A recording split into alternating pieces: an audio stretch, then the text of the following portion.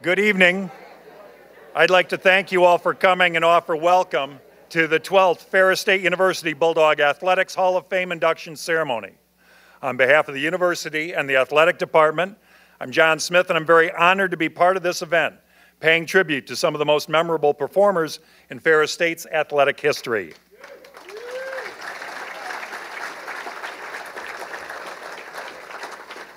Real quick, I'm a member of the university's news services operation and advancement in marketing, and I came to town 30 years ago to work in radio, and right away got glimpses of the likes of Hall of Famers like Dave Denbraber, Patty Tice, Jarvis Walker. It was a little more than 15 seconds since I told Jarvis he'd be mentioned, but so we move on to John Perk. But as you spend a lot of time leafing through media guides for your pay, or you pass through the lobby of what was the Health and Physical Education building, you get familiar with the big photos of Mono Ware, Steve Fountain, and the legendary undefeated 1968 football team. Now, all the rest of our inductees, this evening either were performing or serving the university in some capacity in the time that followed that headed up to the turn of the century. So let's get to it.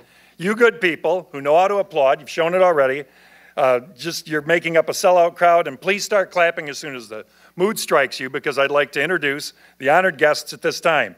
So inductees, when I call your name, Catherine, and please stand. Catherine Bobby, Steve Fountain, Jody Gifford Marquardt, Kathy O'Connor, Chris Williams, Scott Schultz, and Mono Ware.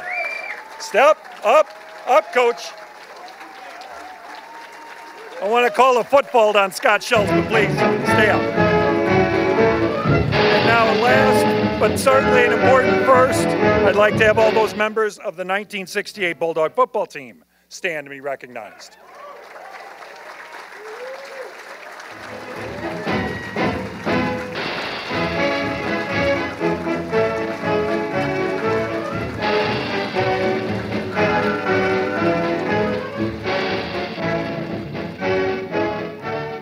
Looking straight at him, and now he'll look up at me, because it's my pleasure to welcome Ferris's athletic director, Perk Weisenburger.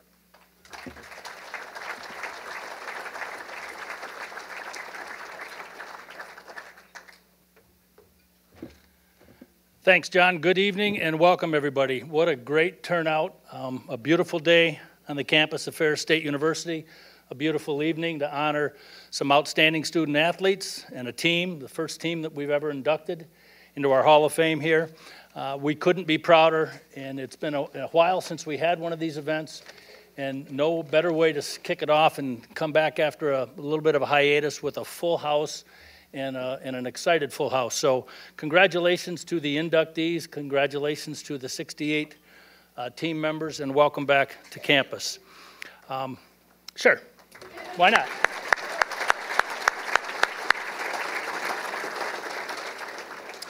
There's going to be a lot of words tonight, and we're going to hear from all the inductees. We're going to hear from a few members of the 68 team. But what we really want to do is we want to make sure that you have a good time. There's a lot of camaraderie, a lot of spirit in the room, and really that's kind of what it's all about. College athletics is a great forum for young people on a campus setting to learn and to grow, and we've got it from the gamut of 68, all the way until just recently when we inducted our last class. So what I'd like to do tonight is I'm going to introduce some of our student athletes that are in attendance tonight. Then I'm going to introduce some of our coaches that are here, and then we will introduce the current Hall of Famers, the people that are already in the Hall of Fame that are here, and then I'm going to get out of the way and let John take back over, and we'll get on to having some remarks from a lot of key people here. These following student athletes, if you would stand up, and if everybody would just hold their applause, then we'll get a chance. These are current student athletes at Ferris State University. Although he's here coaching with the football team right now, he just finished up playing last year, would be Anthony Darkangelo from football. Darko. Stephanie Sikorsky with volleyball. Zach Hankins with men's basketball. Claire Janza with women's golf. Andrew Proctor with men's golf. Zach McKenzie with men's cross country, track and field. Trevor Holowati, cross country, track and field. And Mike Peterson with men's basketball. Let's give him a round of applause.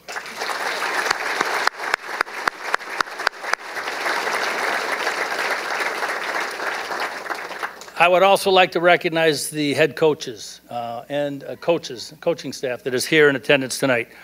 Our head football coach, Tony Anise. Is Tony still here? Look, what's that?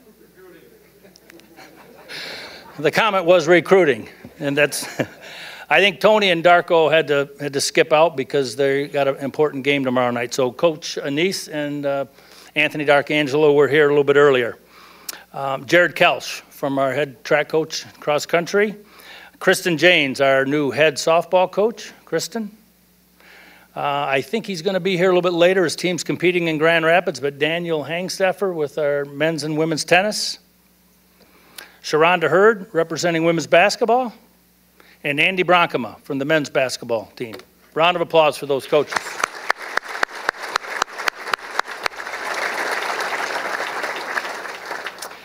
In a moment, you'll hear from our president of the university, Dave Eisler, but I would like to have Dave and Patsy, his wife, just stand up and take a bow and be recognized right over here.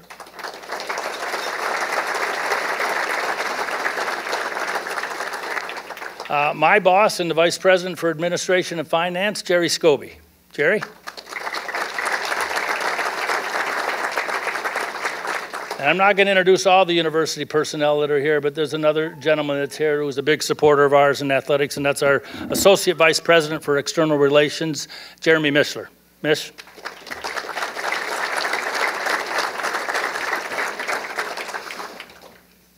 Now I'm going to introduce some current Hall of Famers. So if we'd hold their applause, I'll just read them by the year they were inducted.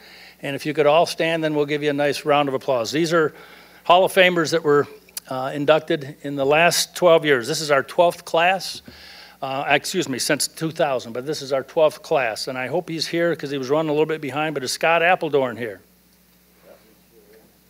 All right, Scott, there we go.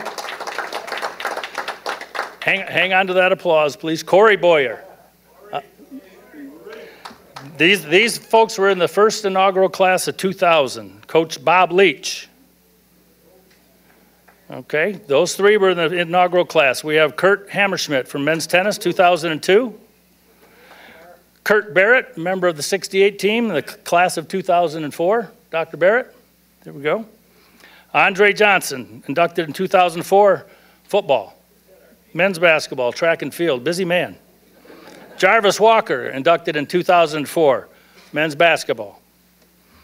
John Daw, 2005, men's cross country.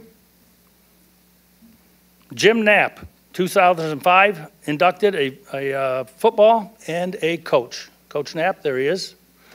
Tony Fleming, 2006, men's cross country and track and field. I think Tony and Daw rode together. Yeah, they're running a little behind. So Danielle Smith Walker, Jarvis Walker's bride, inducted in 2008. Danielle, good to have you here. Dean Davenport, AD and coach, inducted in 2009. Bill Shively, inducted in 2009 here at the back of the room. Oh, and then Ann Bentley Braggington, or Ann Bentley, 2011. And I did skip one, and my bad here, Mr. Sontag. John Sontag, inducted in 2006, member of the football team back then. Let's give all these Hall of Famers a round.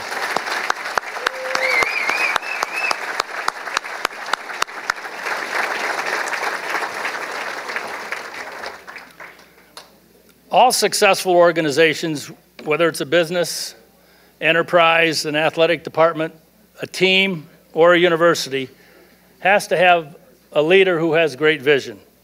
At Ferris State, we're truly blessed to be able to work side by side with such great people, educators, coaches, administrators, and we're extremely fortunate to have President Dave Eisler here tonight. Dave is in his 15th year as president of Ferris State University, so please join me in welcoming President Dave Eisler.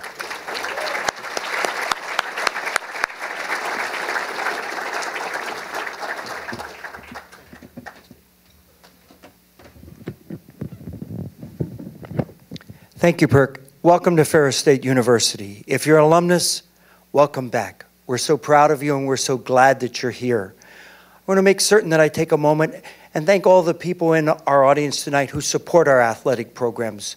Please know how grateful we are for your support and what a difference you make for our student athletes. If you follow Bulldog Athletics, and you should, you know that we're having extraordinary success with our athletic programs, and that's the result of Perk's leadership, of everyone on our athletic staff, extraordinary coaches who don't just emphasize athletic success, they also emphasize academic support. So these are great times for Ferris, but the best part about Ferris is that you're here with us this evening. And for our honorees, we are so proud of you. You created a standard of athletic and academic excellence that's an example to our student athletes today. For you, your family, your friends, everyone who's here with you, we want this to be a memorable evening. This is a once-in-a-lifetime event, and we encourage you to enjoy every single moment of it because this is something that you've earned. You've earned from being the best, and we're so incredibly proud of you and of your accomplishments. If you haven't been to our campus for a while, I hope you'll take a little bit of time to look around. When alumni come back, they often say, "Where did you move this building?" Now, we don't move buildings, but we do move the roads, and most recently we built a building in the middle of the road. But I hope if you haven't been back to Ferris for a while that you'll take some time to look around. I hope you'll be proud of your alma mater because we're very proud of you. Let's have a wonderful evening. Thanks so much.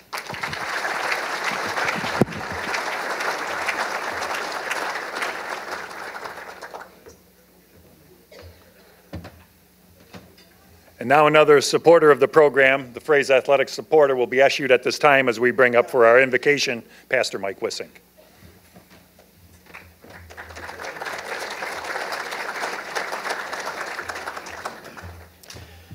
It is a real pleasure and honor to be able to be part of this evening, and I really appreciate the opportunity that Perk, our athletic director, and President Eisler gives me to be among many student athletes and their coaching staff and to work within our athletic department as a chaplain for many of our teams. So before I offer our prayer, I would like to just have us pause and have a moment of silence for some of our former teammates and athletes who have deceased and have passed on. And so if you would also just remember at that time in silence those communities that have been devastated by the hurricanes over these past couple of weeks. And so let's pause a moment, just have a moment of silence, please.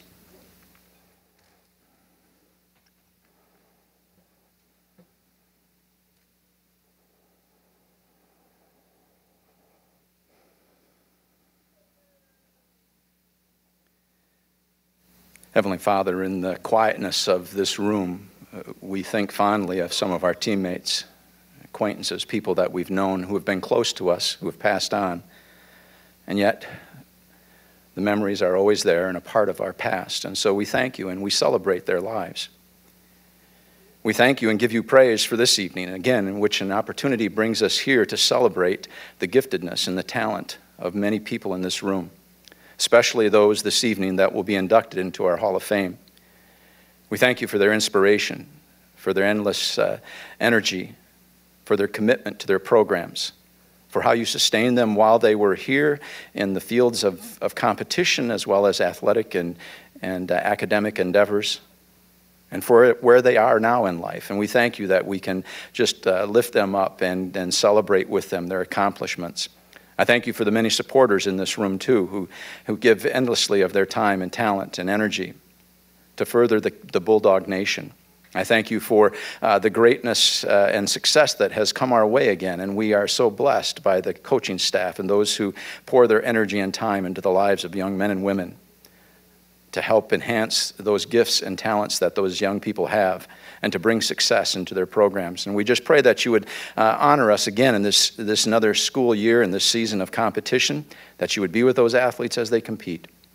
We thank you again for an opportunity to enjoy this meal together and our time around these tables and the fellowship during this evening. Be with us as we part ways and as we head back to our own communities. Just bless us as we travel. We praise and thank you in the name of our Savior. Amen.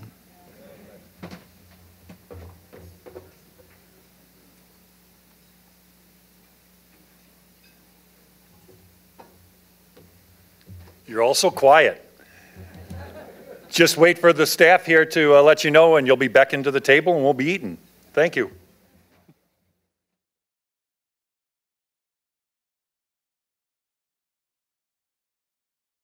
I'd like to take a moment to stand up and thank the Hall of Fame committee, folks who put in a good number of hours to get this program underway and who have brought this program back, and we look forward to what they're able to bring us in years to come. So if I can have Rob Bentley, why would I know him? I haven't seen you since softball last week, but Rob Bentley, Stacy Bush, John Coles, Dean Davenport. Find your feet, folks, find your feet. Sandy Golston, Will Good, Ted Holm, Sarah Higley, John Milan, John Raffel, Bill Shively, Perk Weisenburger, and Jackie Warner, our Hall of Fame committee.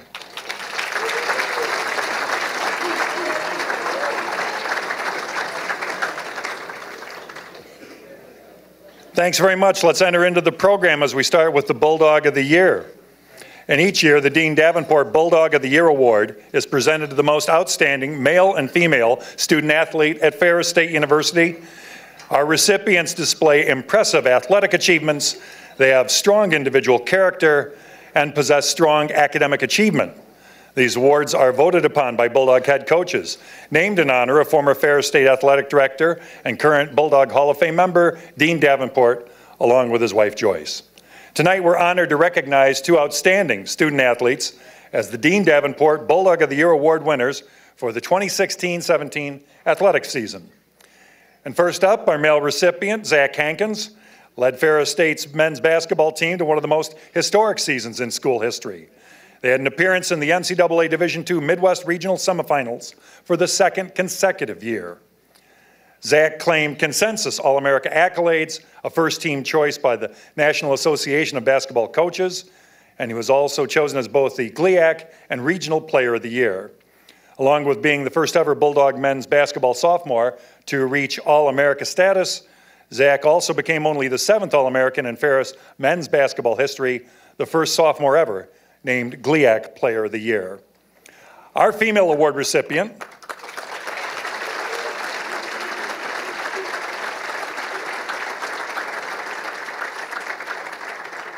folks, this is Stephanie Sikorsky, and she was chosen as the GLIAC Volleyball Player of the Year after leading Ferris State to a third straight conference regular season championship last fall. And she also earned GLIAC Setter of the Year laurels, tabbed to the league's all-tournament team while leading Ferris State to a third straight league tourney title. She concluded our career ranked second, or her career that is, ranked second all-time in career assists at FSU, 5,026 over 4 seasons. As a senior, Stephanie earned American Volleyball Coaches Association, or the AVCA Division II All-America accolades for a second consecutive year and was a first-team all-region choice. Of course, we have Dean Davenport and his wife Joyce to present the awards. Congratulations offered to Zach Hankins, Stephanie Sikorsky, the 2016-17 Dean Davenport Bulldog of the Year Award recipients.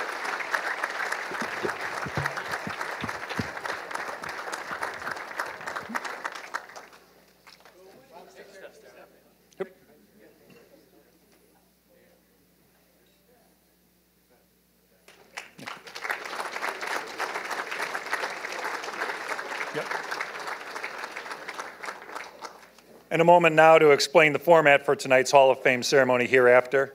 Assistant Athletic Director for Communications, Rob, also known by other first names, but we're going to call him Rob through the rest of the show, Bentley, will read a biography on each inductee, which will include football coach Bob Leach and a synopsis of his 1968 team and their season.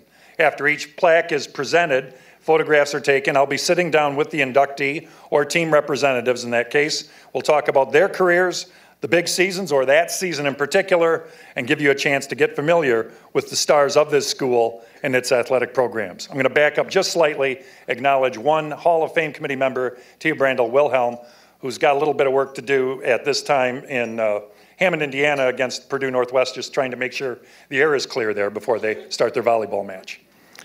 But if we can, let's move along to Coach Bob Leach. as we welcome to the stage the head coach of the 1968 undefeated football team. Bob Leach coached Ferris State's first unbeaten team. Wait.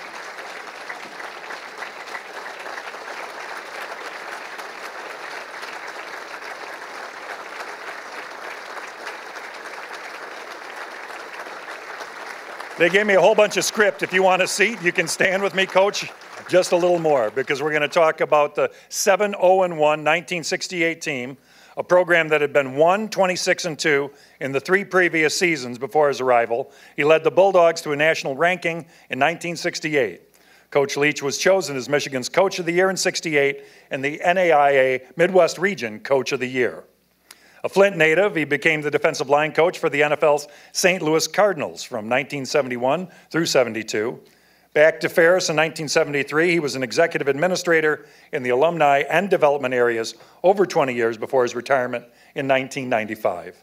Coach Leach is a member of the Class A state championship football team at Flint Central High. He coached at his alma mater 1958 to '66. And he was a member of the University of Michigan's national championship baseball team in 1953. A member of Ferris's Athletics Hall of Fame, Coach Leach has also been inducted into the Greater Flint Area Sports Hall of Fame and the Mecosta County Sports Hall of Fame. Ladies and gentlemen, time to welcome the head coach of the '68 undefeated Bulldog football team, the first ever to be inducted into the Bulldog Athletics Hall of Fame, Coach Bob Leach.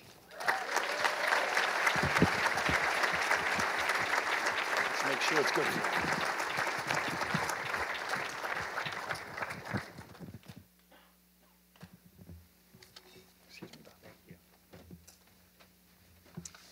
Thank you very much. It's a real pleasure to be here and watch some of the other folks get honored this day. One of the best things I ever did. Well, wait a minute. I want to start off with this. It's hard to beat a team that won't be beat. I could recite that without any notes, but at my age, I slip a little. It's hard to beat a team that won't be beat. You can't beat desire and spirit. There isn't even a substitute for it. Seldom can you win without it. Desire is that little extra something which makes an average person good and a good player great. Spirit is the enthusiasm you show. This is the reason for outstanding performances and upsets. It's the sacrifices that you must pay, the overwhelming inner thought to do something great. Have you contributed to the team's desire and spirit? It is the part of the great game of football. A team that won't be beat can't be beat. And I got something else here, a winner's creed. If you think you are beaten, you are. If you think you dare not, you don't. If you'd like to win but think you can't, it's almost a cinch that you won't. If you think you'll lose, you're lost. For out in the world, we find success begins with a person's faith. It's all in the state of mind. Life's battles don't go to always life's battles don't always go to the stronger or faster player. They go to the player who thinks, I can. Okay. One of the greatest things I did when I came to Ferris was to hire Roger Alford. He's a scholar and brought many great athletes to Ferris. We had several servicemen and married men at Ferris at the time. I treated each football player like my own son. I loved them and I disciplined them when they needed it. They worked hard in practice. We expect to win every game when we're out there, but it takes 11 people to be a winner on offense and defense. We had no scholarships in those days, but they established a record that hasn't been beaten yet. No scholarships. Ferris placed a bronze plaque under the press box at Ferris for 25 years reward. And they had a bell that when we would win, the team would come and ring the bell. Each year we had a night where we honored the dads. The bulldog pin here that we wear, do you know how we got those? I'm from Flint, and Bob Gerholtz was on the board at Ferris, and he also was on the board of Mack Truck Company. And he was a millionaire. He built several nice homes in Flint, and he was in real estate. So when we went undefeated in 1968, he came up to me and he said, "Bob, how would you like to have these little bulldogs?" Had Mack on there, but he changed it and he wanted to put a bulldog there. And he said, "How many would you like?" Well, I know he was a multi-millionaire, millionaire, and I said 4,000 of them. Sure enough, he came through. He came through. Each year we honored Dad's Night because the importance that dads play in football. In fact, when I came to Ferris and I was sitting on the couch reading the paper, my son Randy, he was about 4 years old at the time, was sitting there right next to me, and I always cross my feet or legs when I read the paper, and I looked down, and there was Randy reading the paper, but it was upside down. But it tells you something, dads. You're an example to your sons, and many times they really follow you closely. Bulldog pins, 1968. I talked to you about Bob Gerholtz. Each year that I've retired, we always provided monies to the football team and to women's volleyball. So I really appreciate all the nice things that you've done for me, and we love Ferris and we'll continue to support it. And I also I worked for 7 presidents when I was here. And we got one right down here, Dr. Heisler. It's one of the best. Why? He loves students, he loves faculty, he loves alumni, and he loves Ferris and the programs. So I've been blessed to be around great people, and I want to thank you again for listening to me. Thank you.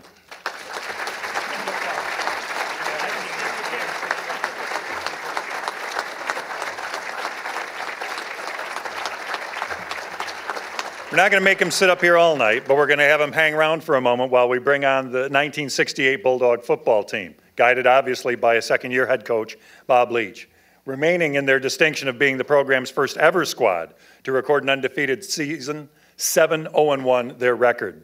The Bulldogs started that campaign tying the season opener and ran off 7 straight wins, a hard-fought 29-28 win over a Division I team, Illinois State, in that season finale, November 9th, 1968. The undefeated season capped a remarkable turnaround, memorable too, the Bulldogs 0-7-1 in 1967. So members of the 1968 football team continue to support this university, establishing a scholarship endowment that benefits future Bulldog gridiron student athletes. They're also instrumental to help raise funds and bring the Victory Bell to Top Taggart Field. Now, the 68 team was captained by Jack Spencer and Ron Harkey. and we'll talk to them in just a bit, but this is a unique opportunity for us to have all these first-team Hall of Famers together, the first team in a group. So I'd like to invite all of the 1968 team up to the stage, before the stage as necessary, so that everybody, including our photographic services director, Bill, can get a group picture. So here we go down the list. Coach, you're here, so hang tough. But Roger Elford, Mary Beth Beamer, please. John Anderson, Thomas Baldwin, Kurt Barrett, Corey Boyer, John Brender, Gary Elford. They're roaring up here, aren't they, Perk? No, they're making their way up. They don't move as fast as they used to. I will caution you to follow this man's lead through the remainder of the evening. Let's go back to my list. Dave Gardy, Tom Hamlet, Bill Hanshaw, Skip Harbin, Ron Harkey, Don Hill, Paul Karras, John Kavanaugh, Doug Keller, Alec Kennedy, Jim Knapp, John Lape, Tom Monroe, Jack Spencer, James Stuck, Gary Warner, William Wild, Brent Young, and Mike Zadie. So folks, what you're seeing assembled before us, our 1968 football team, first team into the Ferris Hall of Fame. Gonna need a few of y'all.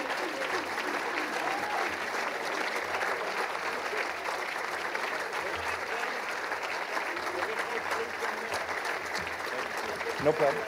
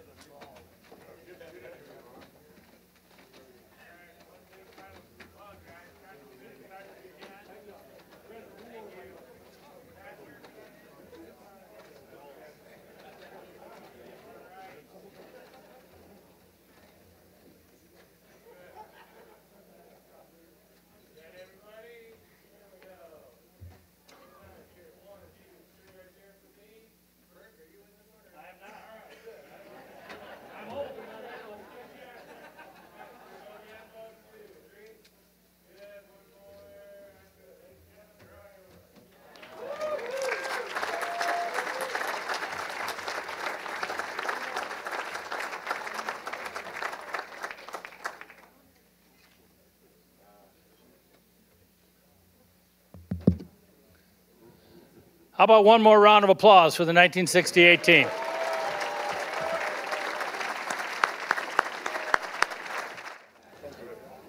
Before we're done here, the team has a picture for the man who made all this possible, Coach Bob Leach. It was a special season. They're calling an audible on you. It never could have happened without him. He was a leader and brought a lot of varied people together and made a team that I am so proud, excuse me, to have been a member of. I'm usually not this emotional, but this was one of the proudest things that I ever did, was captain this team. We were here, Jack and I, for that 26-2 3-year period. And to go out and beat the hell out of the people that were waxing you for that many years, that was something. That was something.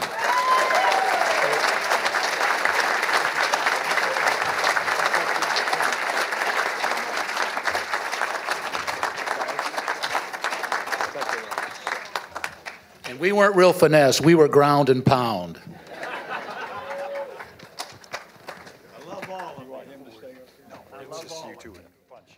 Since you can take to coaching, move over here, please. All right. That's a captain in motion right there. Usually didn't take orders. Well, let's consider it a request then. All right. So hit me with your names, guys. I'm sorry. I'm Jack Spencer. Ron Harkey. See, you said that clear. You're doing great. You're on your way back. Doing better now. So we have some highlights to watch. So folks, the lights will come down, and feel free to move, guys. We won't make you do up, downs, and turn around, but we want to be able to let you see the highlights of your team.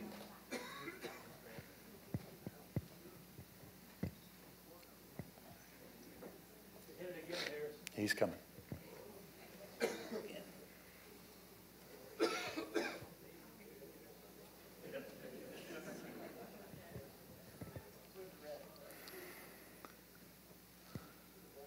was kind of silent movies back then. We're going to pick up the sound pace right now. So it's been almost 50 years, and we're talking all the time about undefeated team. First undefeated team, one of the more memorable ones in school history. How does it make you guys feel? I don't want to take away from the highlights you're watching. But. Right. Well, like I say, it was an amazing turnaround to have Coach Leach come in. With we like I say, Jack and I played 3 years here, well, 2 years before he got here, and we had veterans coming in. We had other people besides ourselves, Baby Cakes Brender and some of the other guys that had been around for a while, and Coach Leach came in with the Ferris's example of the Flintstones, brought a bunch of young guys in from Flint, mixed them in with the veterans we had back from Vietnam and that kind of thing, and it was an amazing turnaround. That Taylor tie still sticks in our craw. We didn't know how good we were, but it didn't take us long to figure it out. And like I say, to go out, back then we didn't have the league, and the only people that would play you, would schedule you, were the ones that thought they could beat you. And so our freshman year, we both started, we got beat by Indiana State of Pennsylvania, which was the #1 team in the country, small college at that time, 55-0. It was great payback. So I won't talk about the tie. I don't want him to hit me. So let's go ahead and consider the run of games that included winning at Illinois State 29-28. What do you have to say about all the momentum and experience you guys got from getting past Taylor and all the way through the rest of the schedule? Well, first of all, I didn't know Ron could talk like that because I haven't ever heard him talk that long. Probably had a mouth guard in. I guess. It was amazing, and we reminisced all along through this journey that we've been on for 50 years, and this 29-28 game, it just was such a unreal situation. And what I'd like to share with you is this. What's amazing is because we went undefeated, this group of 50, 60 guys have stayed together for 50 years. We've had reunions. Coach Leach has kept us together. But let's just turn the page back a little bit. Can you imagine what would have happened if that one play didn't happen at the end? I mean, it was the last offensive play that we played that year. And if we hadn't have scored that, we wouldn't be here tonight. And these guys that fought on and off through the good times and the hard times, believe me, it was not easy with Coach Leach. I mean, he drove us hard. But the thing that was the difference, the main difference, that with the coaching staff, they prepared us totally for that particular moment that we were to do our jobs. The first game, I'll just mention it briefly. We didn't believe in all those things, and we didn't do our job. But after that, we believed in the coaching staff, and this team came together. It came together better than anything you can ever imagine, and it has showed 50 years later. I can tell you that the 2016 Ferris football team can attest to the idea of the last play counting, because it certainly did at Northwood when they were able to pull out a win against a team that looked to be tearing a big playhouse down, but it didn't happen over in Midland. So as you guys look back, I know one memory is probably a little bit of a short throw to ask of you, but from that season, is there one memory and time wearing the Bulldog uniform that leaps up? Al Beamer, throw it be the pass. We lost him this last year. Mary Beth's here, I believe. She was man. You draw a breath, and I'm going to turn back to Jack. Well, I think it was the last play. Everybody remembers the last play, but for me, what I remember is we were this close to losing it after they got the ball back. And we were so blessed to be able to stop that team from scoring that last time so we could go undefeated. That was so important, and our defensive people that were there deserve as much credit, and that whole team deserves as much credit as any one play. Anyhow, It was a true team. It was a team effort. All the guys that are there, we had depth for the first time and that you could remember. Everybody played a part, and it was a heck of a lot of fun. well, I'll do my best as I travel down I-69 when we go by Taylor to at least go humph or something like that so we can give them their due.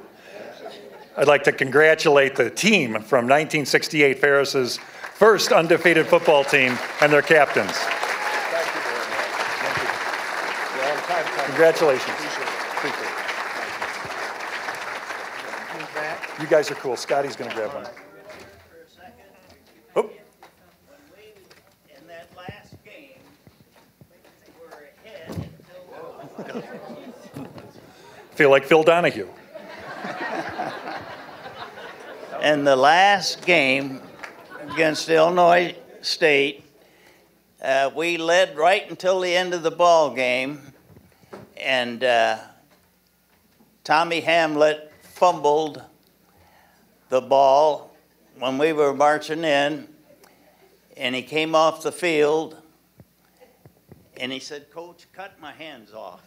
Cut my hands off," and he meant it. That was the type of player that Tommy Hamlet was. Well, I told him we got just enough time when we got the ball again to beat them. So Harkey caught the winning touchdown pass, and I'll never forget it. But that's what happened. Thank you, Coach.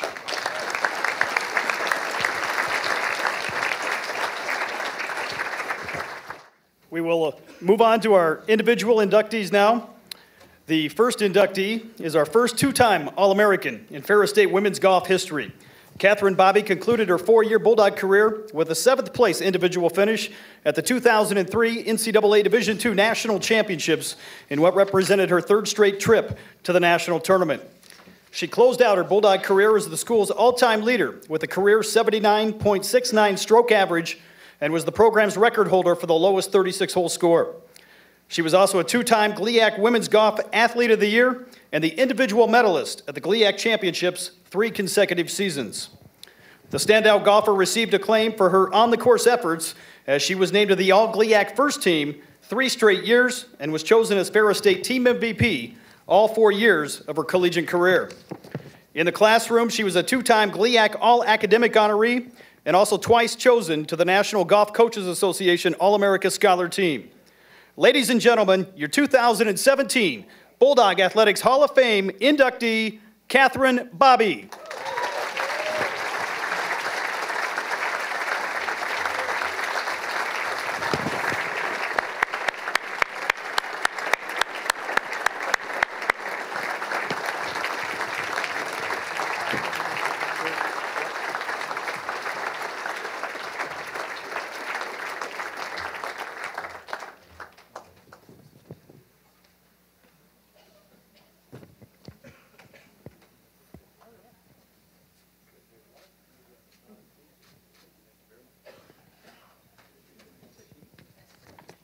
If you will, please. And thank you. You're good.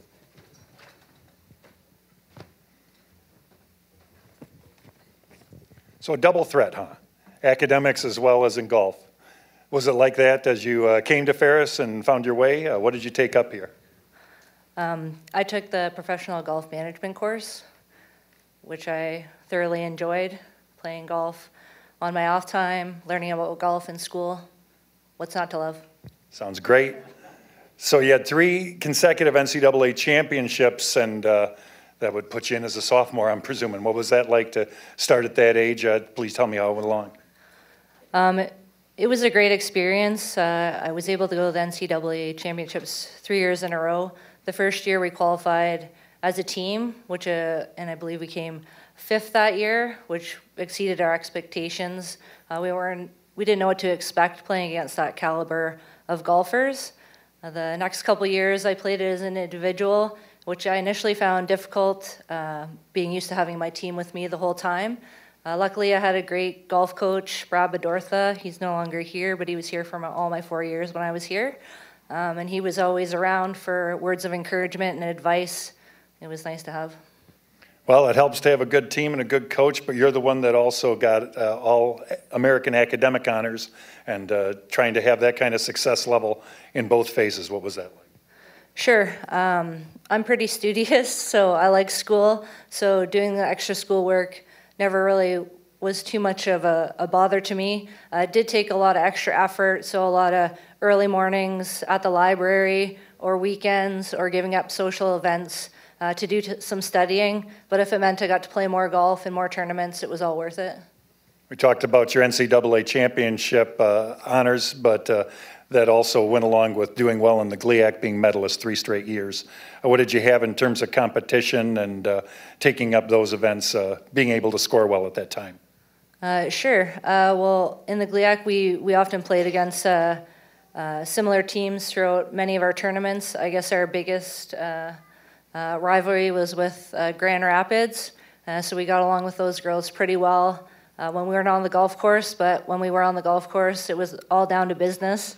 And it was difficult to keep your head in the game when you're playing with your friends, but competing as well.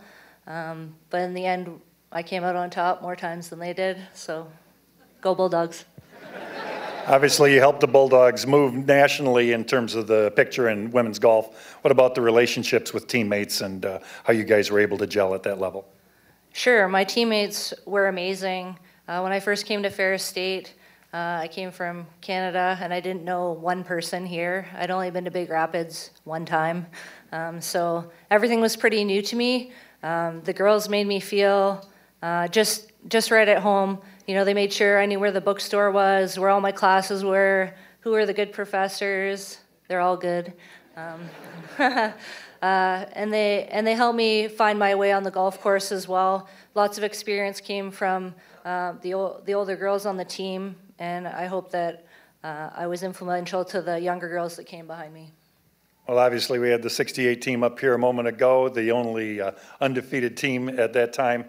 Now, you're the only 2-time All-American in program history. It's not like you're sitting in the weeds wondering if somebody got it that year and gets it this. How do you look at your achievement in terms of the scope of Ferris's program? Sure, this was a wonderful achievement. I don't think at the time I understood what it meant. I was just out playing golf and doing something I loved every day, day in, day out. Now that I can sit back and take a look at all of my achievements, it's remarkable to me, and it's an honor that I was able to be an athlete at Ferris State. How's the game going right now? I could be playing a little more, but I got to work. Working where? I'm currently a paramedic. Okay. Well, that's an honorable profession, of course. I have one last question. Do you hire out for scrambles? We'll talk money later. I'll be looking to some of my friends in that regard. Catherine Bobby, an inductee in the 2017 Bulldog Athletics Hall of Fame. Congratulations. Thank you.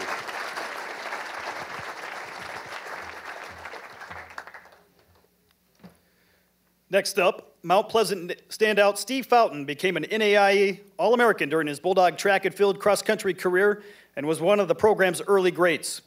He picked up All-America honors with a third-place effort in the 2-mile run at the 1976 NAIA National Indoor Championships. The 4-year Bulldog letter winner claimed Ferris State's Male Student Athlete of the Year honor in 1977-78 and was also honored as the school's MVP in men's track in 1977.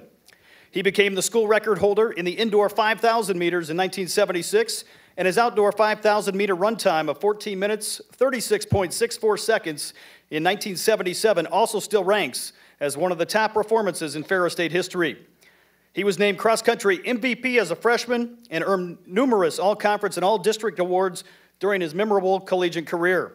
Ferris State had 4 straight GLIAC runner-up finishes in men's outdoor track during his college days. Ladies and gentlemen, your 2017 Bulldog Athletics Hall of Fame inductee, Steve Fountain.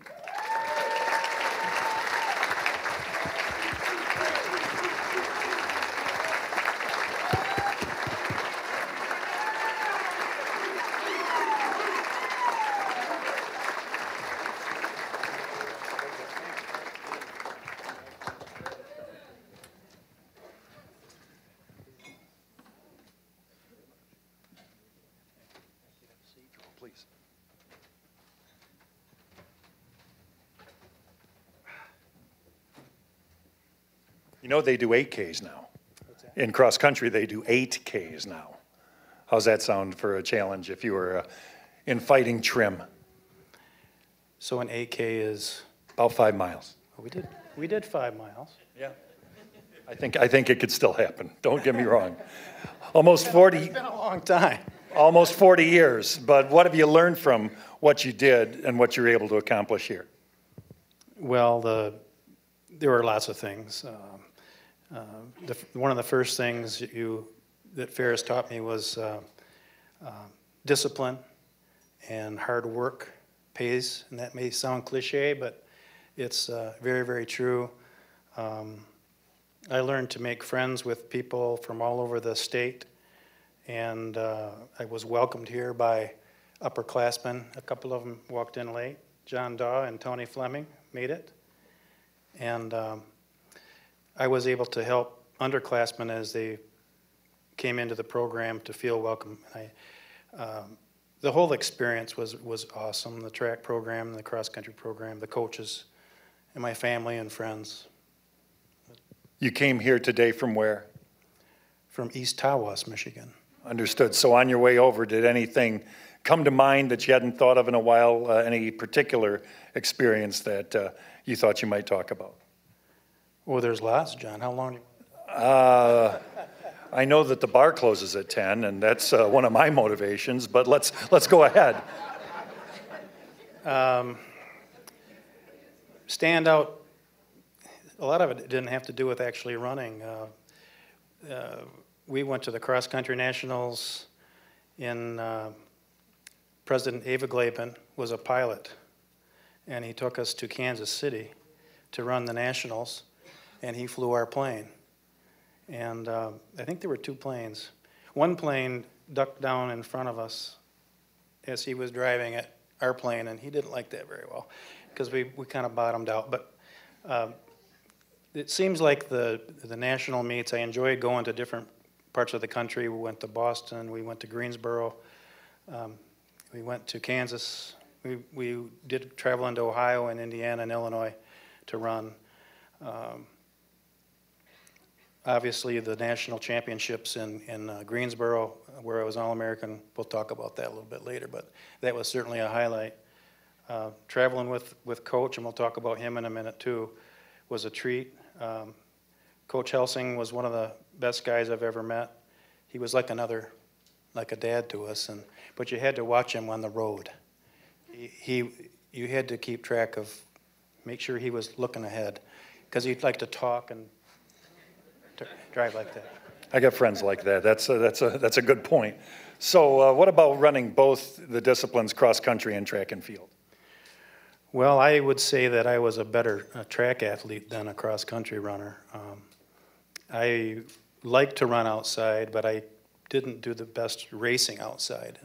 Cold weather didn't agree with me that much, and we didn't have the equipment that the athletes today have. They've got the Under Armours and all the beautiful stuff you can wear to stay warm, and we had insulated underwear and sweatpants, really.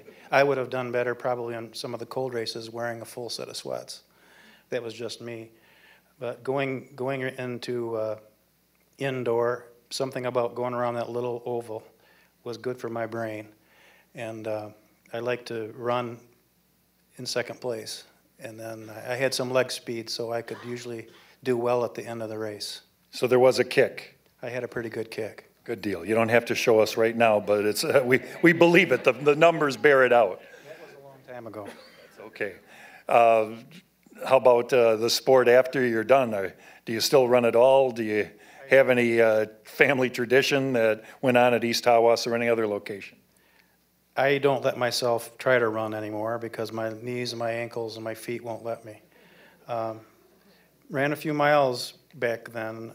I estimate 26,000 miles over an 8-year period, maybe a little less, maybe a little more, but we ran a lot, especially as a junior. It was kind of insane. We were running 110 to 20 miles a week for like 10 weeks, 12 weeks in a row, and we got pretty strong. Sounds like the modern day in terms of your training methods. Anything else you were expecting I'd ask that we could talk about?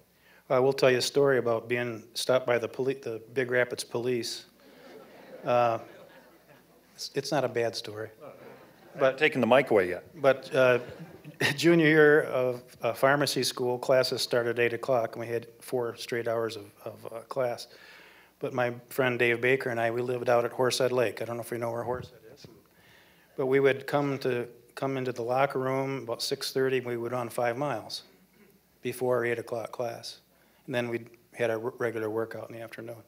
Well, one morning it was 27 below on the bank going down Michigan, downtown.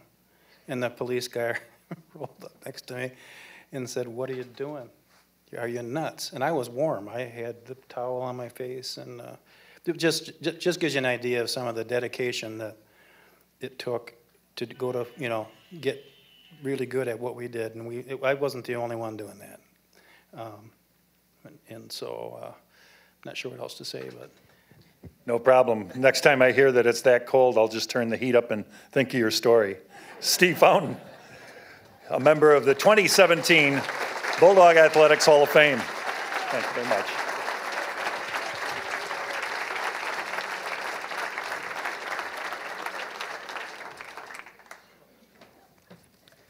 Our next honoree tonight was known as Jody Gifford during her collegiate career. She became Ferris State's first 2-time softball All-American in 1997 and 1999.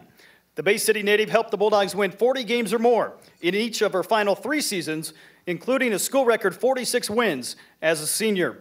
She was also a 3-time All-Region first-team selection and twice named to the NCAA Division II Great Lakes Region All-Tournament team. She received all GLIAC honors 4 years in a row and was a 3-time first-team All-Conference pick.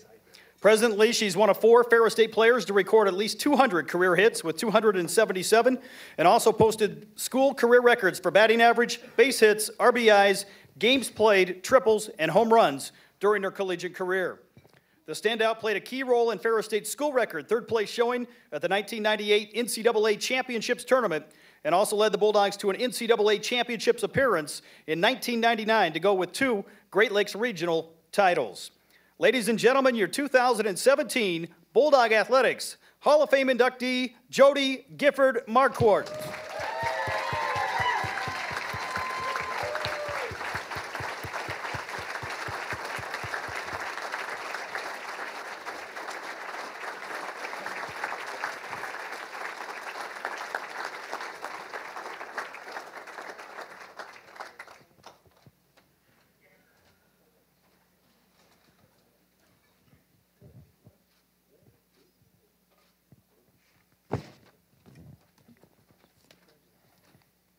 He's going to give it back.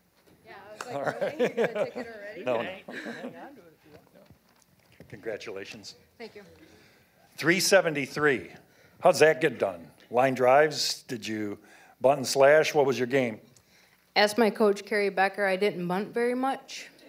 And when she did give me the sign, sometimes I would accidentally miss that sign. So I had to, once I missed that sign, get a hit, or else it wasn't good. Well, did you take walks too? No, I tried not to walk much. I don't have much discipline or patience.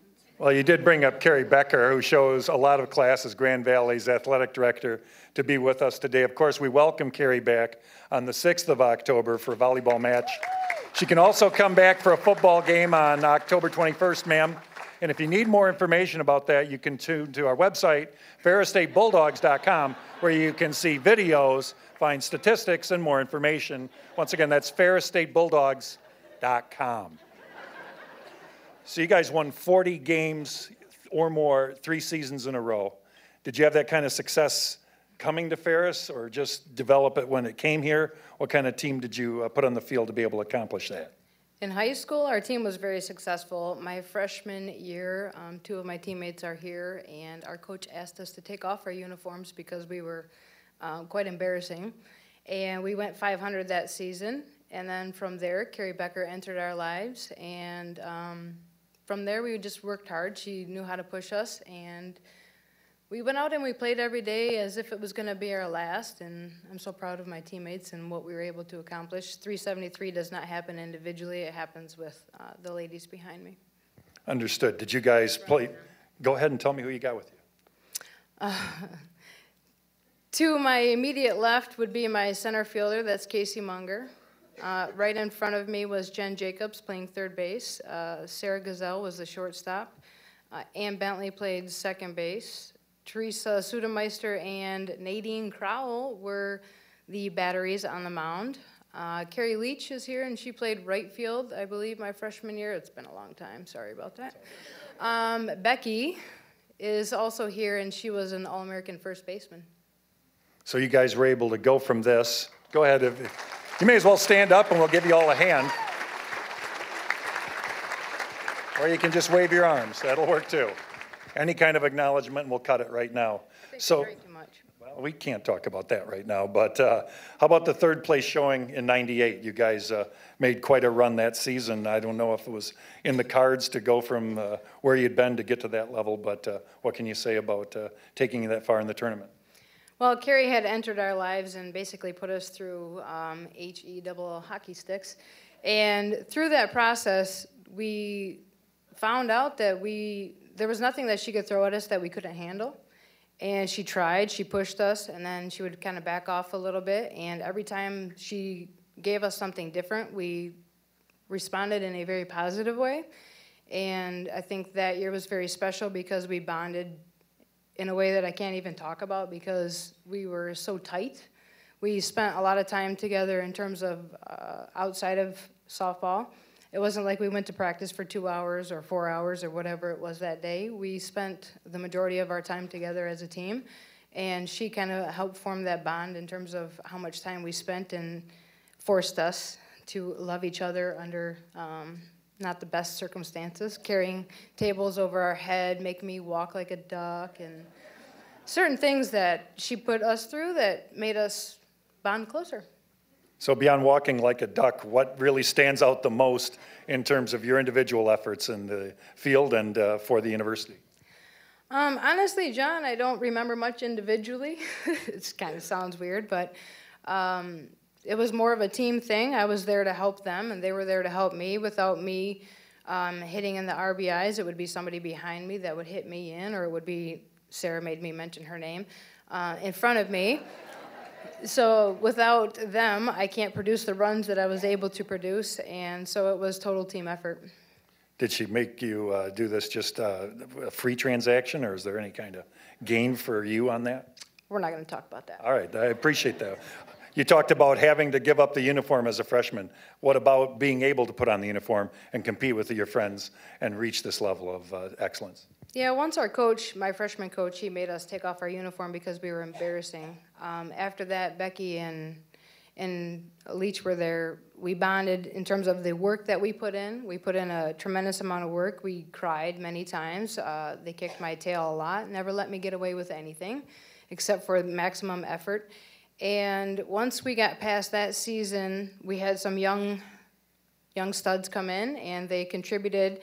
And our theme was represent baby baby, because we put on our uniform and we went to work and we just dominated and we enjoyed kicking other people's tails. Well, excellent. Feel free to let them hold the award and take a picture with you too. Absolutely. Jody Gifford Marquardt, a 2017 Bulldog Athletics Hall of Famer. Congratulations. Thanks.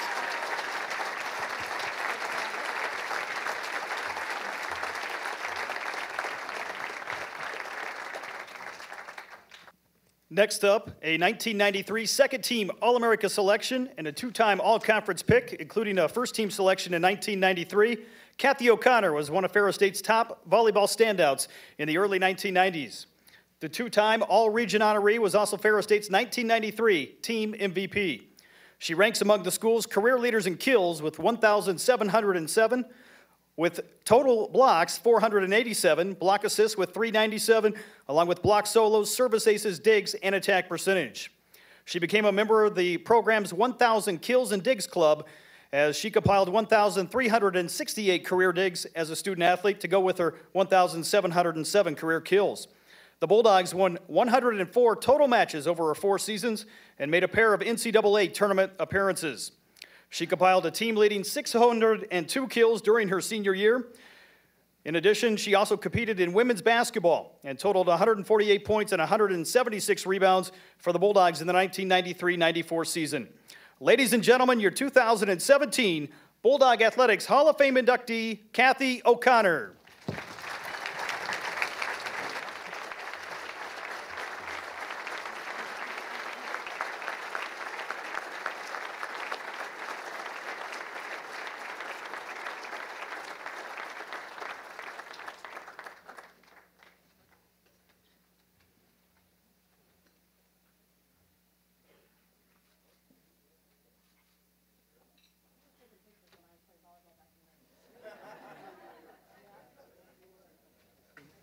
Everybody likes to have a job. Kathy, thank you.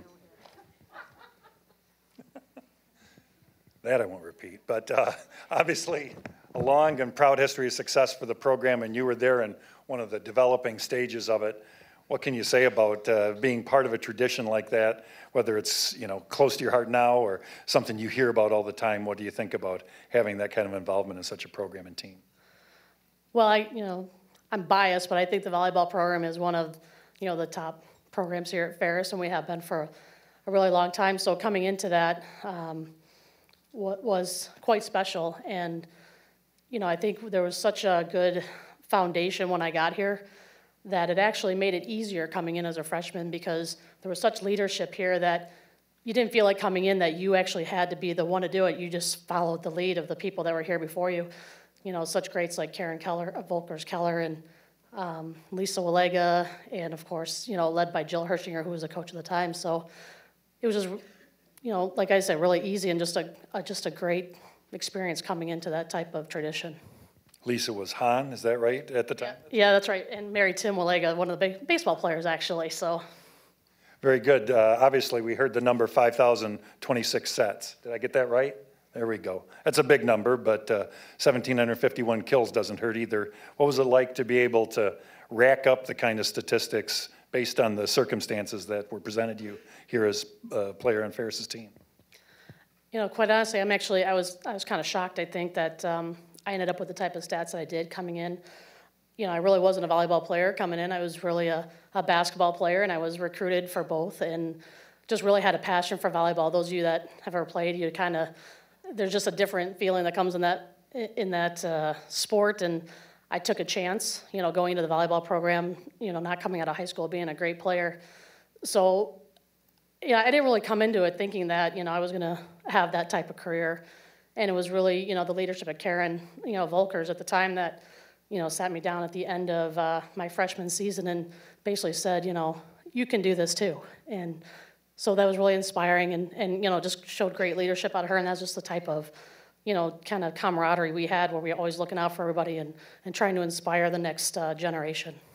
With the women, you mentioned you're able to win a Great Lakes Conference title in 1990. Anything that, going ahead and taking out the rest of the league, Michigan Tech was among the good teams, as I recall, at that time.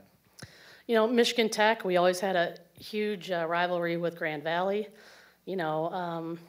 but again, it was just, there was an expectation that year that I came in. I think they were coming off an Elite Eight the year before, a Final Four, 4 years before that. So there was really, you walked in that gym with an expectation that you were going to win.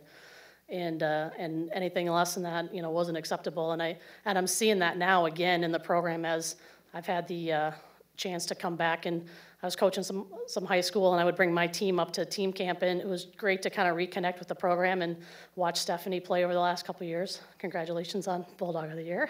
And, it was just expected, and, and that's just, I think, what you see of the teams here is there's an expectation to win now, and I think that's what's fantastic, all the sports here at Ferris. So you came in as a basketball player and went out as a basketball player in 93, 94. And obviously, I remember when I didn't have Tom Ludwig pulling my ear to go do an interview or find out what he was intending to do. But what can you say about moving to sports like that and representing the school one time at least that way on the court? I always thought I was going to go to college playing basketball, and like I said, I got this rare opportunity out of Coach Hershinger to come play volleyball, which was definitely the best thing for me to do. But going and approaching Coach Lori Hyman at the time saying, hey, I would really love to have an opportunity to get back on the basketball court, and she afforded me that opportunity. And it was such a great experience. The two sports are so different that it was a little bit of a challenge at first. Volleyball's got like a little bit more of this laid-back vibe, where basketball is really, in your face. And so there's a little bit of a transition there, but I was really, proud and happy to be able to get on the court and get that basketball kind of, juices going again. And we were state champs my senior year in high school, so it was, and that was the last time I had actually touched the basketball. So getting back on the court here and representing the Bulldogs, was one of the greatest memories as well. So whether it was Karen or Lori or Jill who taught you lessons, how have those helped you, in your foundation hereafter as a businesswoman and living and following the Bulldogs, or just getting by day through day?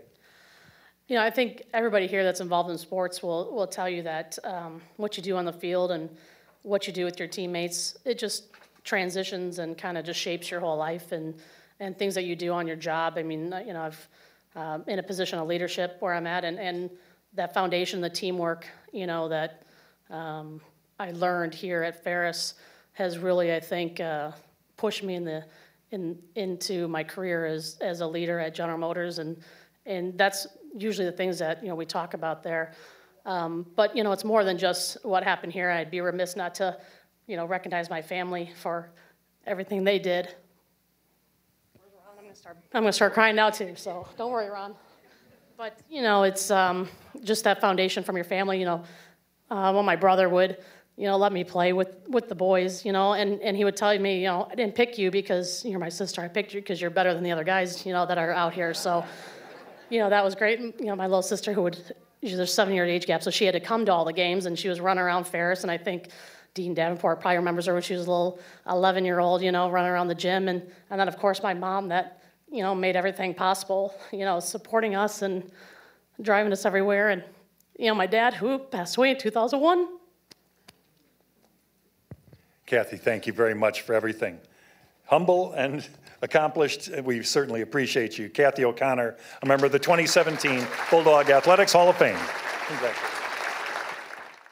Our next honoree was one of the top football performers and running backs in school history.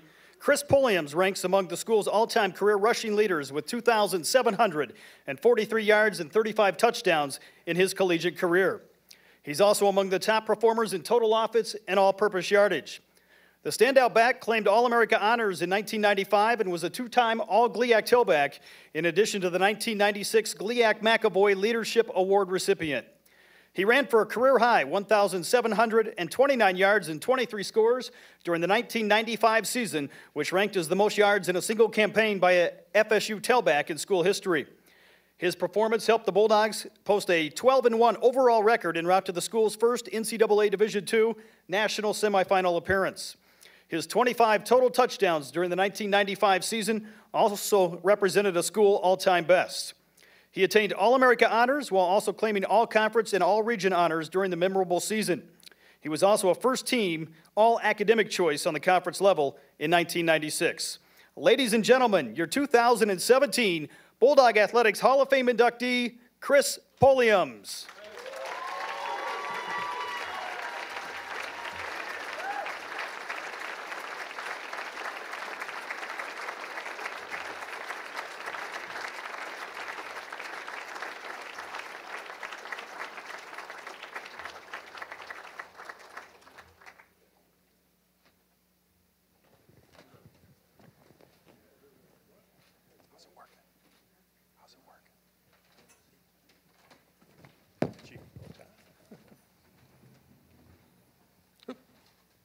What's your name again? No, sorry.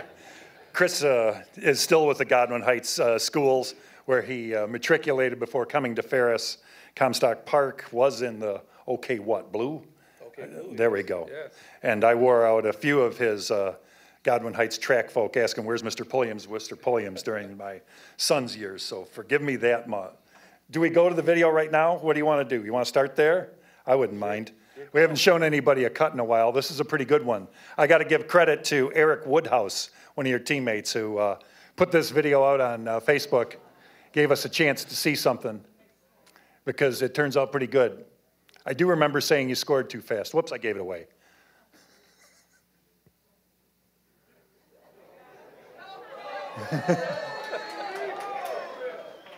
So if you don't have context on this is a 97-yard run at the end of what a lot of people refer to as the Snow Bowl.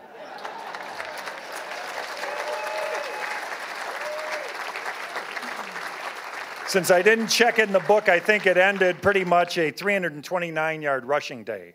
Ferris was down 35-7 in this game, came back to win 46-42, part of a pretty good season and a pretty good effort by Mr. Williams, obviously. So you know I talk about the first play I ever saw you make, where you ran in for Randy Woody and had to chase a guy from Edinburgh down the field who was running away with an extra conversion. What was it like to be able to put on a show like that for people, whether it's with the ball, chasing a guy with the ball? Okay, so basically, I thought I was going to get redshirted, and I was the fifth-string fullback, and I traveled with the team because a couple of fullbacks were hurt. And it just so happened that after we scored a touchdown, one of the fullbacks got poked in the eye, so he had to leave for a play. Now, I'm going to be honest with you. As you can probably tell, I like to eat. So I had snacks with me that I was kind of like hiding, you know. All of a sudden, the coach yelled, like, "Williams, get in the game!" And so I had to basically, it was a field goal or extra point, and I had to try to stop the guys from blitzing or trying to block the field goal kick or extra point. And unfortunately, they chose my gap, and I was paying attention, but I was nervous also. And so they blocked the extra point and took it to the house. And so that was my very first play. They scored or ended up with a point or two because of that. I can't remember if it's 1 or 2 points. I didn't see the food, or I would have thought about the story where Gates Brown ran to second with 3 hot dogs in his shirt, but that's a different story. But you made up about 30 yards on a guy named Altura Stallings, who did wind up with the ball on that blocked extra point. You were able to make your way out of a very crowded backfield when you were a young guy with Tyree Dye, David Nelson, obviously Benny Rowe doing a lot of blocking for you. These were the games I called in the 90s when Ferris was developing an opportunity to make the playoffs each and every year, 92 through 96.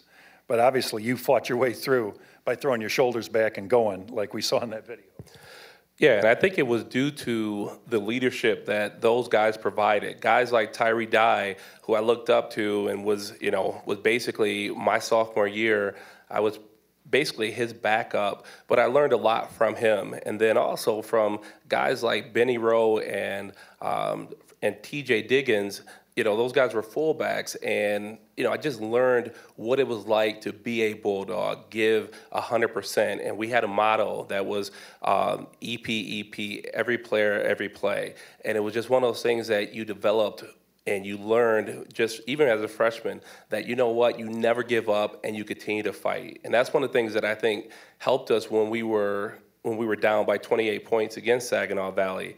And what a lot of people they talk about the 97-yard run, but what people really don't know is one of the reasons why we were down by 28 points is because I fumbled twice in the first half. And so it's halftime, and I can't remember if I was crying or not, but basically I was out of it. And it took one of the coaches to come over to me and just say, you know what, here's the deal. You got to look past everything. We're going to continue to give you ball. We believe in you. We're going to turn this thing around. And it was that. And then I started looking at, my teammates are with me. And that second half, so I witnessed some of the largest holes I've ever seen in my life. The linemen were just blowing past or blowing through Saginaw's defensive linemen. And it's one of the reasons why, before the 97-yard run, I had already rushed for 200 and some yards, and that was primarily due to, to our offensive linemen and receivers stop blocking. And then, as you could tell in the video, I don't know if you guys tried to slow that down a little bit, or because it looked like it was in slow motion, and I'm quite sure I was. May have been augmented in some fashion, but I'm going to reserve comment about any other production elements at this time. Woodhouse said that he did not like chasing you in practice, so he's glad to see Saginaw Valley have to put the run on behind you on that play. You guys were able to make it down to the lovely Shoals and take on Pride Rock and North Alabama, of course. But what about that run?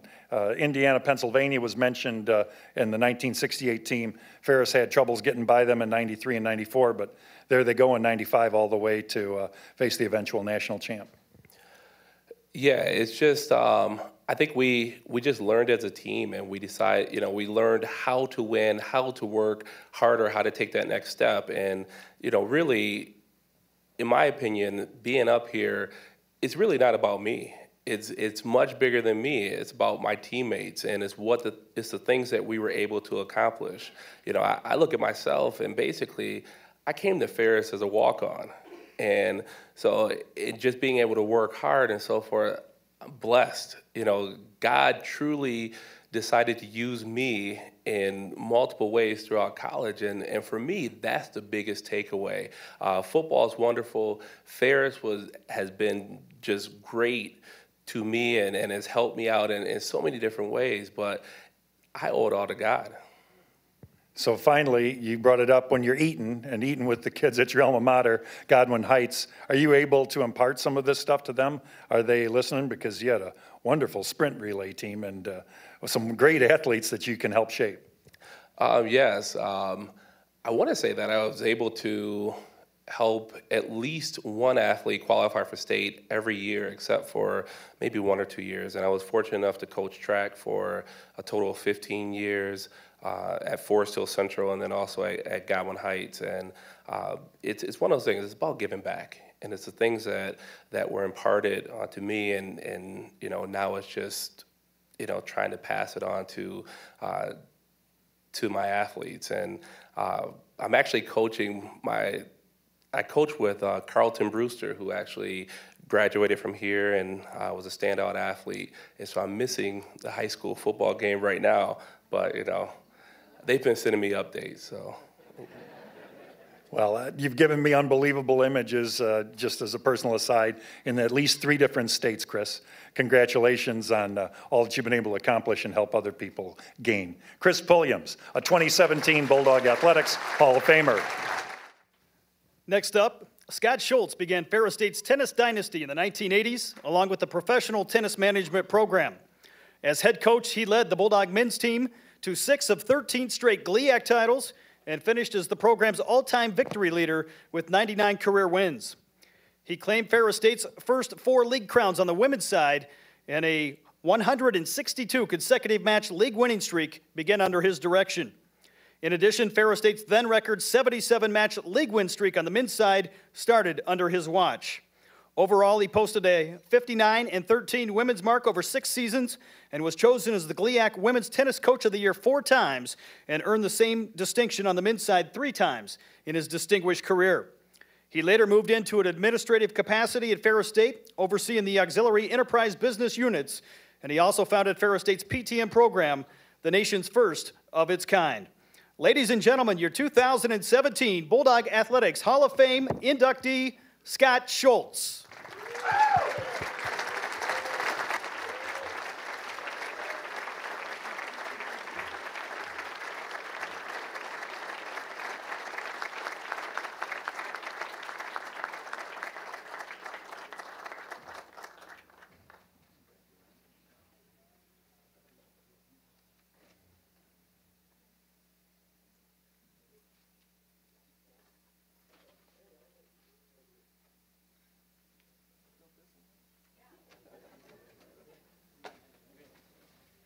No, you got it. It's yours. All right. He knew you were an administrator. He didn't want to try and take it away from you. That's right. Congratulations. Thank you. Obviously, you represented well. I won't say you must not have been a disciplinarian because all these guys came back. They were in the back trying to walk out. But what can you say about the early years of your program coaching in terms of what you had to do facilities-wise, what you had to deal with in terms of player development, that kind of thing? Well, the early years were easy because we had no expectations. I don't think Ferris had won an outright championship. So my first year, we were fortunate to win the championship in 1983, and then they rattled off another 12 or 13. Then the women's won it the next year and rattled off another 16 or 17. So that was over several coaches.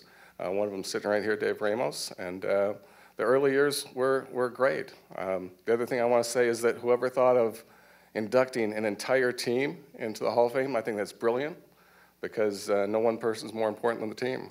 And so I feel like I'm representing an era of Ferris tennis and the dynasty that we started back then, and all the people and staff that were involved in doing that.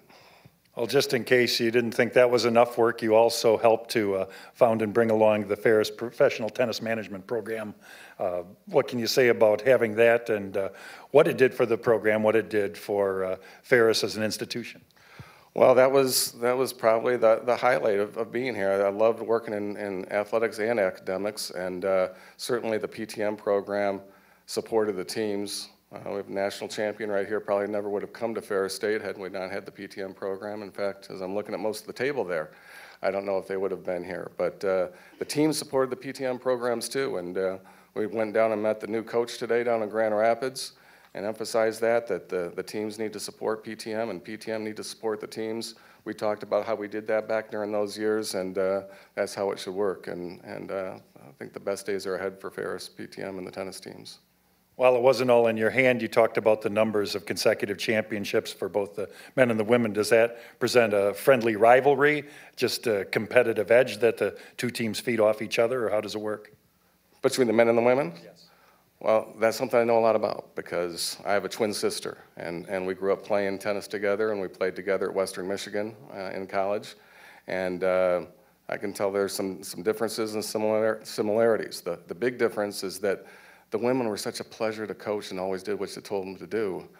And the men, you know, you're going to get this call at 12 o'clock at night from the AD or the Dean of Students, and you know it's not going to be the women's team that's in trouble. It's going to be the men's team. So that's the biggest difference. But in all seriousness, the biggest similarity is that athlete is an athlete. And you know, when an athlete prepares really hard, to prepare for a match, and they go out there and try their best, and they don't perform, or they choke under pressure, or they let their team down, that's the agony of defeat.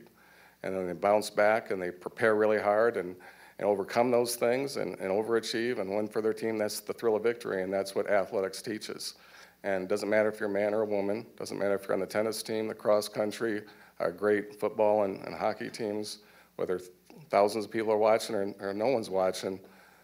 An athlete is an athlete, and I always felt that the athletic department under Dean Davenport and Tom Kernovic and now Perk and John, they understand that all athletes are important, and we really felt respected by other coaches and administrators, and I'm glad to see that carrying on here at Ferris. It carries back a little ways to a point, but you do talk about the players being out at night. They will show up to a party down the stretch, too, for you as well. They do that. They're right there for you right now. And obviously, you went on to administrative duties here, auxiliary services. What did your foundation in athletics give you that helped you there? Well, in coaching college athletics, you can't out-coach bad recruiting or bad attitude. And so you got to get good people on your team, and they got to have good attitudes. And if you have that, you're pretty well on your way to success. And so I was fortunate to work under the great Rick Duffert, who was a tremendous administrator here, and working in those auxiliaries and business affairs, those are tough jobs. I know Jerry knows that really well, and boy, those people work really hard over there to support the mission of the university. And I wish everybody could see the job they do through their eyes like I had the opportunity. I was I was a coach and I was a faculty member, but I really appreciated what all those people do in business affairs to support the mission of the university.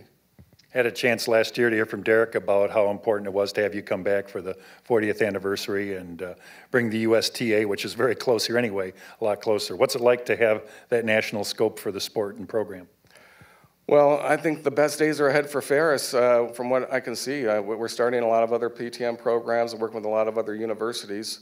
And what's happening in higher education today is really changing. The idea of going to some big name school and having a bunch of grad assistants teach the classes and coming away with a diploma that has a name on it, that's not very important anymore. I think what happens here at Ferris is if you do what you're told and you come and you get internships and you develop some skills and you do what people say you should do, you're going to leave here with a job. And we have 100% placement for 30 consecutive years in PTM. PGM's even longer than that.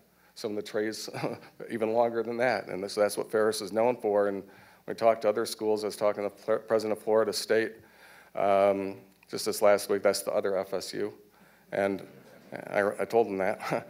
but they couldn't believe the placement rate that we've generated here in these programs at Ferris State. And this is going to be the new model. People are tired of sending their kids to school and racking up massive debt and not being able to get a job afterwards. And this school has had it right ever since Woodbridge Ferris and Bob Aveglaben and Bill Cedarberg and now Dr. Eisler. That's what the school should be about. Well, it doesn't involve a 97-yard run and a bunch of snow, but I've been asked to ask you to take a look because there's a video from some family members that we'd like to show at this time. Hi, Scott. Go get an angle in if you want. Hey, boy. Hey, Scott. Congratulations, Dad. Wait, that's this weekend? Congratulations, Papa, I love you. Congratulations on being inducted into Ferris's Hall of Fame. Congratulations on your induction into the Hall of Fame.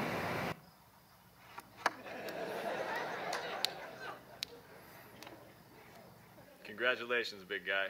You deserve it. Congratulations. We are so very proud of you. We love you and we're so proud of you and wish we could be there this weekend. I just want to thank you and Ferris for all you've done for the great sport of tennis. We will be toasting and maybe roasting you a little bit down at our celebration in Indiana. What does Papa do for work? Tacos. Tacos? We look forward to celebrating with you in Florida. He works in Florida? Uh-huh. And what does he do there? He plays basketball. He plays basketball. Congratulations on a tremendous accomplishment and go Bulldogs. T is for tennis and for tacos in the Schultz family. Scott Schultz, a 2017 inductee to the Ferris Athletics Hall of Fame.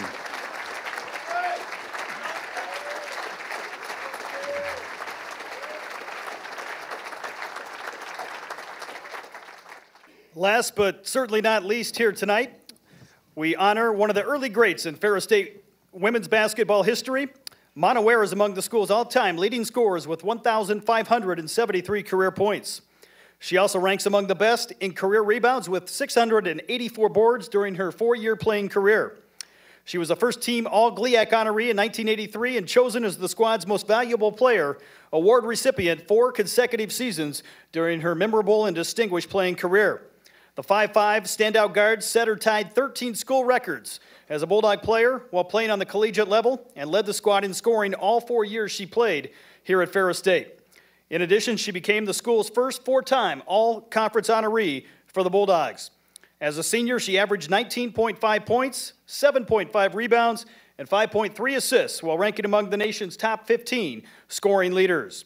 She also served as a team captain and was a Division II All-State pick during her collegiate career. Ladies and gentlemen, your 2017 Bulldog Athletics Hall of Fame inductee, Mana Ware.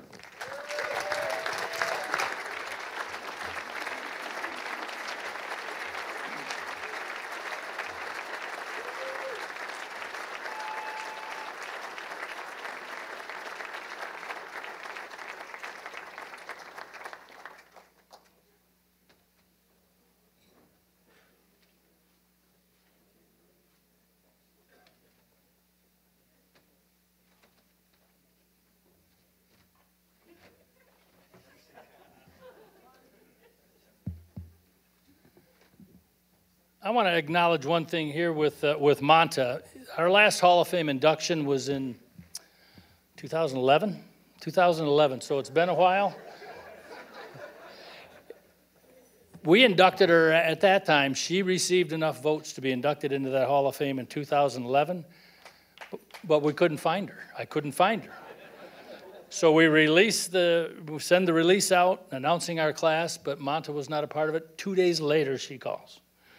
And the ship had kind of already sailed, and I said, you know what, Monta, we'll get you in next year. Well, next year is right now, 2017. So nobody has waited any longer than Monta Ware. Congratulations.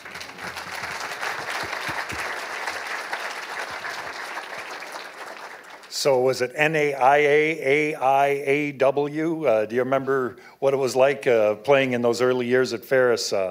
Obviously, you might have had little sleeves on your jersey. What was it like in terms of having early days of basketball here at Ferris State, getting things going?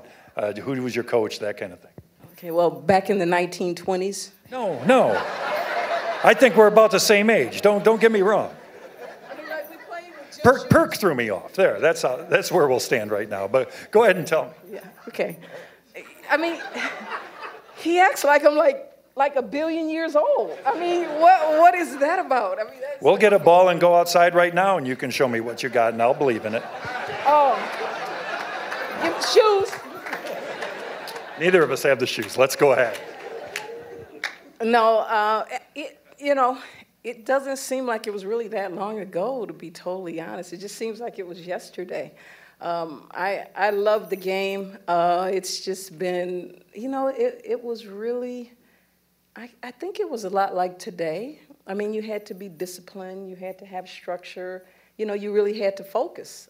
We didn't have gym shoes and shorts. We played in dresses back then, but... I knew I made a mistake. But other than that, it was pretty much like today. That's not what... We don't need to talk about what I'm worried about right now. I'm worried about Perk, and I'm worried about the next question, but really not that much. What stood out was your ability to rebound in what I just heard. 7.5 boards a game, and I see you got heels on, but obviously you were probably dealing with a varied crowd and people to get through. What was it that gave you the ability to rebound besides pass and score? See, that was an easier question. I mean, he's just not going to make this easy for me, is he? She checked me out before we started. I knew I had to take a top player like that. Somebody who's at the top of the list a little off their game. You'll excuse me. Okay, thank you. It's like it was so easy for everybody else, and it's like he's riding me, I think, because I'm the last one, but I'm going to get even, like right now. But really, it was really the team. When we initially started, I think our attitudes changed a lot because, the women's basketball had not been winning a lot. So we really had to develop an attitude, and with the team, we pretty much had to do a little bit of everything. I mean, if I needed to rebound some nights because we needed a few extra, that's just what I focused on. I never really focused on scoring, so I'm always really surprised when they talk about me being such a big scorer. It was just a matter of you needed to do whatever you could, and that was the coach's philosophy. So we all really did everything. So it wasn't really me. It's like I think a couple people talked about being a team sport. I mean, I know I'm like, no one's probably alive other than me because I'm so old now as far as team goes. But, the team was really there, and it was really all of us that really made it happen. I'm the fortunate one to be able to, kind of represent, I think. Do I get the mic back? Sure, All right, absolutely. very good. That's great. A lot of years going through the media guide, you would, calling basketball games, flip through the pages, and there's the same name at the top all the time. Monaware. So congratulations. It couldn't have been that long. They didn't start the program that long ago. Everybody can add. You're not that old. So, but what did it mean to put on the uniform? Did you get recruited to come to Ferris? Did you come in and say, I want to play ball? How did you get here? And how did you show yourself to be the player you are with the team you had? Really, I was looking for a place that kind of reminded me of my family. I have a family that supported me through everything. And I wanted a place that wasn't too large. I wanted a place that would give me an opportunity really to develop and grow, as a young student athlete. And I visited a lot of schools. Basketball and academics was very important. That's how we was raised as far as my mom and dad. And Ferris embraced me the day I stepped on the campus. So I thank God every day that was the decision that we made, and it was phenomenal. I mean, the experience is just, I don't know. I don't know that there's an adjective that can really describe, really how I feel about the school, the system, the people. So it was just really amazing. We kind of picked each other. Any teammates that you can still keep in touch with? People have different things going on. What can you say about that? Well, you know, it was really funny. I just received an email from Coach Dolan, and she's actually in Ireland. She wanted to be here, and she couldn't, and we kind of joked and talked about a lot of different things. But, you know, the coaching staff was unbelievable. Teammates also were unbelievable. Everyone's, you know, pretty much doing well, you know, and you have to accredit that to a lot of what we got, you know, through Ferris. I mean, 4 years is although it's a small portion of your life, it's a very important portion. Right, and it really shapes who you are, who you can become. And, you know, outside of you, I've enjoyed every experience at Ferris. Well challenged. You know, in terms of unexpected cruelty, I am well acquainted with Pat Dolan. Saw her at the women's athletics reunion last year, and she's pretty old. But she's a nice lady, very nice. Mana, anything else that you want to say before you and the people that you gang up with against me later over by the bar there have to say? I really think the only thing that I would like to share is that I wish that everyone could experience what I experienced my 4 years here at Ferris State. It was just really unbelievable. I mean, being in the classroom, it allowed you to figure out who you wanted to be, and not only figure it out, but then believe that you could become that. You know, on the court, you know, the preparation, it just prepares you for everything you have to deal with in life. And then, you know, the spiritual aspect that you get a chance to really experience, you take, you know, you put all those things together, and it's amazing. So I really wish that people on campus, especially this campus, get a chance to just feel just a little bit of that. Because it can change your life. I mean, it'll make you understand all of the different cultures, the different people, and accept people for who they are and not necessarily what they look like. And, you know, more of that coming through a fine institution like this is just amazing. It's amazing. I have no negative memories on campus. And I know people think, you gotta be kidding. And I'm like, you know, outside of this guy, it's been up here. I mean, you know, what do you do? It's amazing. I appreciate, you know, I love everything about the campus. It's taught me a lot. You know, my younger brother came and graduated. I have a husband that was a football player as well as track, and we have 2 kids. He was here at Ferris.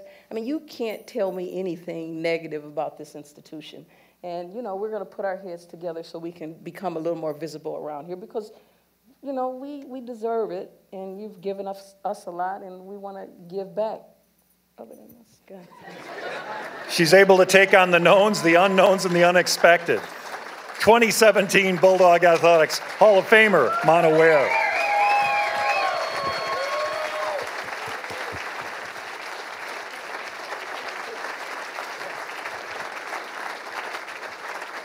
Well, folks, we've had quite a night. And if I'm still an employee of this institution, I'd like to welcome you to the Hall of Fame game tomorrow at 7 against Northern Michigan University. It's been great having you here this evening.